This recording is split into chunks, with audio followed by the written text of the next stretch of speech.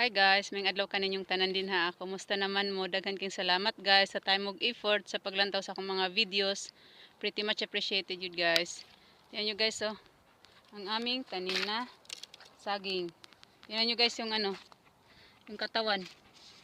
Dahil sa sobrang init guys, nasunog siya nung nakaraang linggo.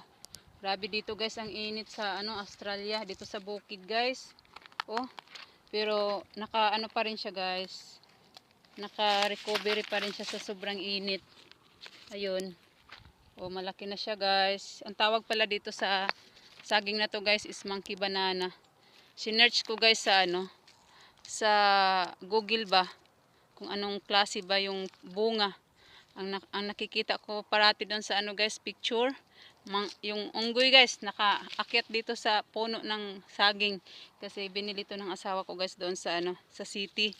Tapos sa sa Vietnamese na sealer. Tapos sabi daw ang pangalan daw nito monkey banana. Kaya guys, tawag din kaya yun daw ang tawag. Tapos sinearch ko guys sa Google.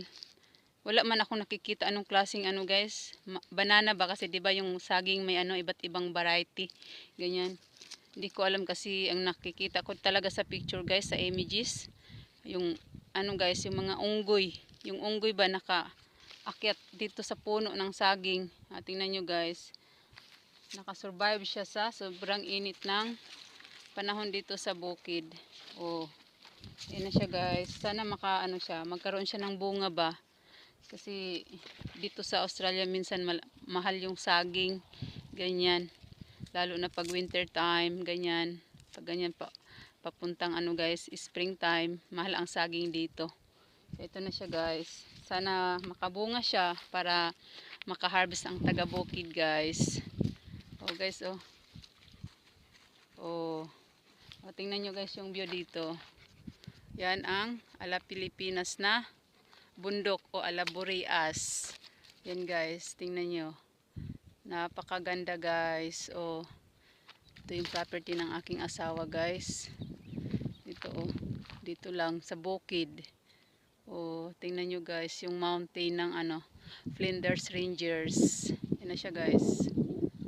Oh, maganda. Mataas yan siya guys. Mga 5,000 feet man siguro. I'm not sure. Pero parang ganun guys. Grabe. Dyan maganda yung guys. Yung bundok ba. Pwede man pumunta yan dyan guys. Dapat for drive yung dadalhin na sasakyan. Yung pang ba. Pang dirt road na